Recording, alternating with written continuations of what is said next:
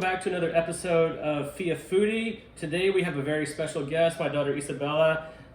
Today it's a special day for two reasons. One, it's my birthday, and during my birthday, I always cook a very special meal, steak au poivre, which is one of my all-time favorites. We'll come back to that. Second part of the very special day today is Bella has some exciting news in that she committed to the University of Tampa to play lacrosse. So she is now a scholarship athlete that begins in August? Yeah. Okay. Also, Bella's the infamous character that you may have seen in the previous episodes that lost the top of the blender. So I literally didn't lose it. It wasn't me. Okay. Anyways, Bella, why don't you talk about the steaks that we picked out today and like whose is whose and what we're gonna do with this thing? This one's mine. That front one's Dad's, and then that one's my mom's. Okay, so Bella and I went to the grocery store. You guys will see some footage of that in a bit. We picked out all prime fillets, and yeah, we're gonna get to it and start making our au poivre.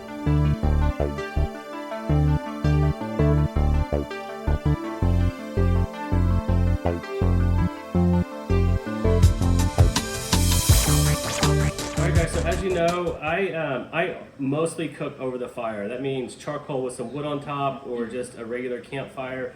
That to me is like the only way to cook food. The one exception is whenever you're making steak au poivre, and at that point you've got to do it on the pan. It can only be done on the pan. So this is going to be a deviation from what I normally do. So to make our crust for the steaks, we have some coarse ground black pepper, some white pepper, and some kosher salt. So I'm gonna get to mixing this up, and Bella is going to get our steaks ready.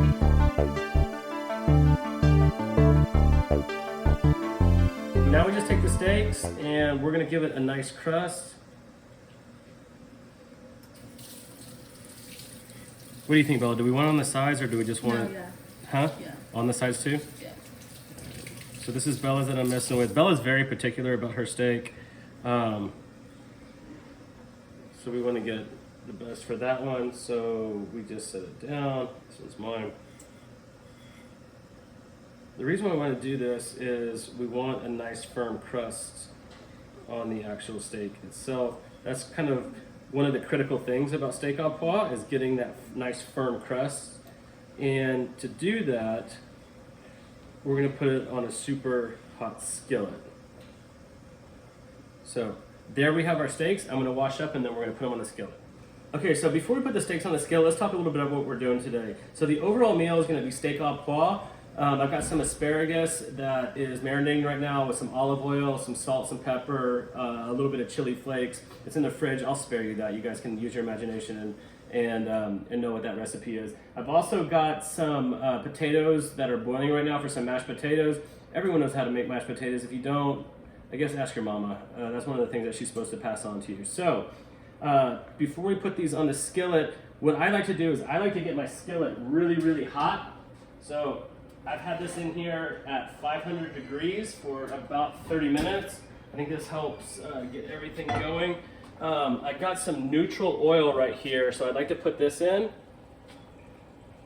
and heat this up nicely. And then, because it's steak au poivre, we have got to get some butter in there. Now what the oil does is the oil helps the butter not burn.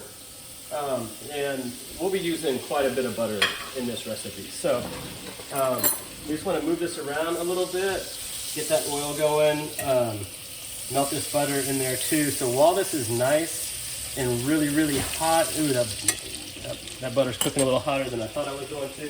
We're going to get these steaks on. So first one on,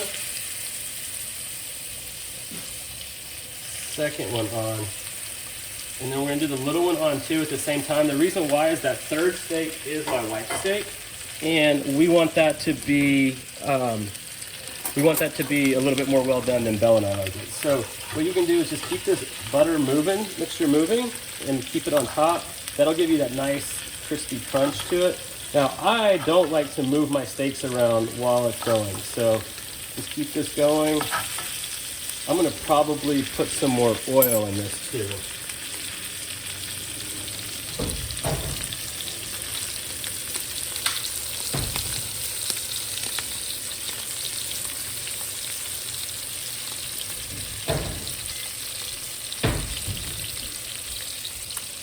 So while this is going really, really nicely, we want to leave our steaks alone pretty much for the most part, and just get this nice butter going over the top.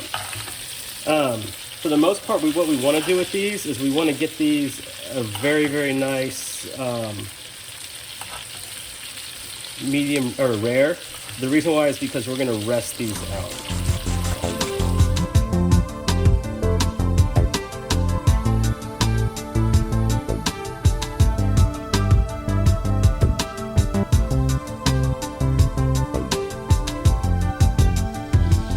Here's the plan. We're going to pull these off after just a few minutes. The reason why is we want our steak incredibly rare in the middle, and even Bella's thick one right here is going to take some more time. So what we want to do is we want this to rest. We want all those juices to kind of come back up into it. So I'm going to loosely tent this so that we keep this nice and warm while we make our au poivre. So that's going over here. And when we come back, we're gonna make our au poivre. All right, guys, so we have all the oil and the butter and all of the remains of the steak. So what we're gonna do is we're gonna pour a lot of this out. We don't need that much. We wanna use fresh butter for the au poivre sauce. So all of that remaining stuff, we wanna keep. So we're gonna throw this back on the stove at slightly less heat. And of course, we're gonna put some more butter in it. So some more butter. We're just gonna let that kind of cook down. We got this on low. Of course, the cast iron's really hot. Right here we have a shallot and some garlic. So I'm just gonna slice this up and we're gonna put this in the mix too.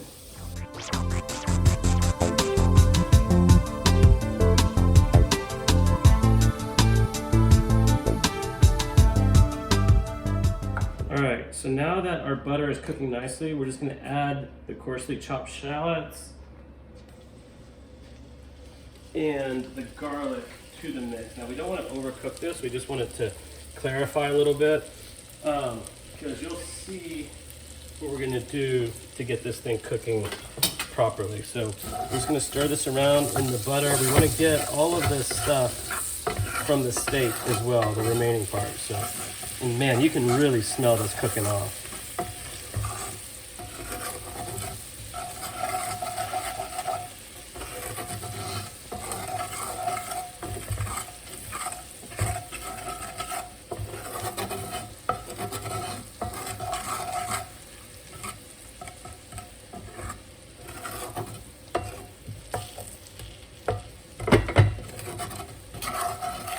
So while this is cooking, turn this up a little bit, we are going to add the fun part of cooking au poivre.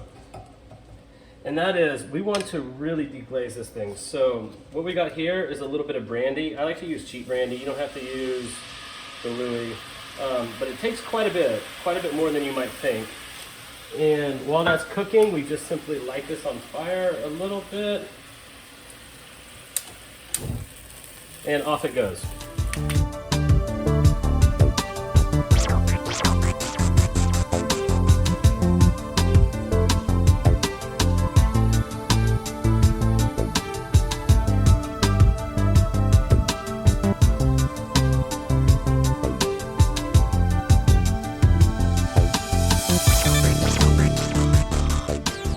So while that's going, what I'm going to do is I'm going to add the peppercorn version of the au poivre. There are dozens of ways to make steak au poivre. I like to use whole black pepper grains. I think the French way is to use, green peppercorns, but this, for me, tastes a lot better. So while this is kind of reducing, it's already reduced quite a bit from what we had in there. That flame made quite a bit evaporate. So this is looking really good. What I next want to do is add some cream.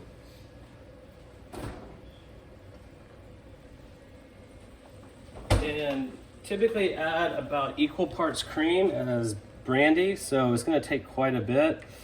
And we stir that in. And we're going to reduce this quite a bit to a sauce, a pan sauce thickness. So we want all that butter, that little bit of oil that we had in there, and everything from the steak to really kind of cook down. So while this reduces, I'm gonna get back to the mashed potatoes and probably get going on the mashed potato, or the asparagus. All right guys, so we got our sauce thickening up really quickly, which is nice because our steaks are cooling off as we speak. Now this will warm them up. What we want is a nice thick consistency like this. Sometimes people will cook it down a little thinner. What I'm doing is you just want to scrape all of this good stuff that cooked in there with the steaks off the sides and off the bottom of the pan. That'll make the sauce so much better. And we have a good consistency. You can see it's not rolling off the spoon too much. So I'm going to probably turn this down to keep it warm, but and work on the asparagus, and then we'll be wrapping up with the steak. All right guys, we're back. So our asparagus is all done. I'm just gonna grab 3 pieces. I think that's a pretty decent serving. Get this laid out pretty nicely.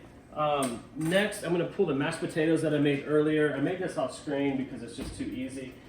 Just left them in the oven a little bit to keep warm while I cooked everything else. So I wanna put a decent amount here. What I did, these are just Yukon Gold mashed potatoes. It's got some heavy whipping cream in it, some white pepper, some black pepper. Yeah, and that's really all that's needed. So put this back in here to keep warm. Next up we have the steak. So I'm gonna start with my steak. Here she is. And we're gonna wanna get a little of this peppercorn gravy on it. So let's grab the heat. Give this a nice stir because it's already thickened up, and let it cool very slightly so it's no longer simmering. Get a nice cook on this, and then we just spoon the right amount on. For me, that's probably perfect. And let's see how this steak turned out. Oh, we can't forget the wine, right? So I like Spanish table wine, just this is some less expensive wine, but if you're gonna have a steak like this, you're gonna have to have a little bit of wine. I'm just not so bougie as to need some terribly expensive stuff, but let's cut this open and see how it turned out. And for me, perfect.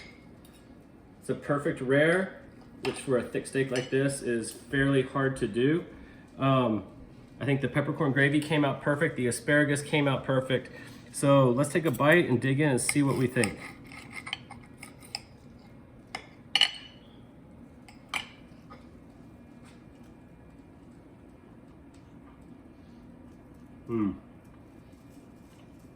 I have to say,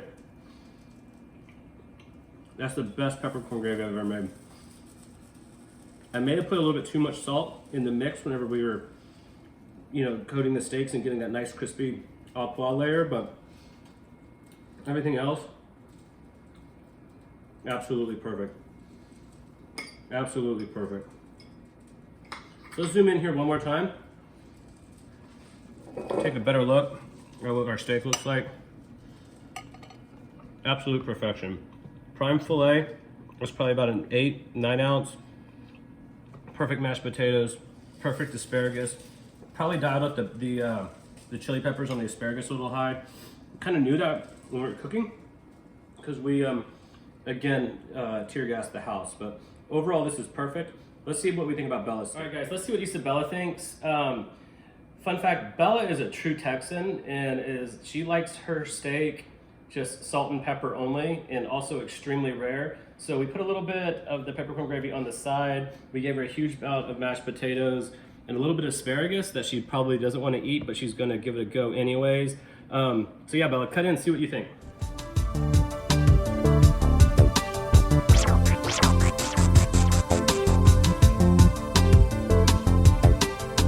So we're gonna get Bella's back on the stove. Yeah, we way undercooked her, so we're gonna have to put this back on the pan and get this cooked up. Do you want to try a little bit of the outside, Bella? See what you think here. Bella says no. It's a nice, perfect piece. Do you want to try? You don't want to try the gravy with it?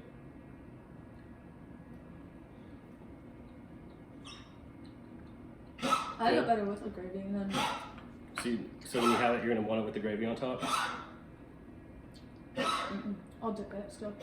Try the mashed potatoes. What do you think about those? Those are your favorite. Sorry guys, the dog is still trying to die.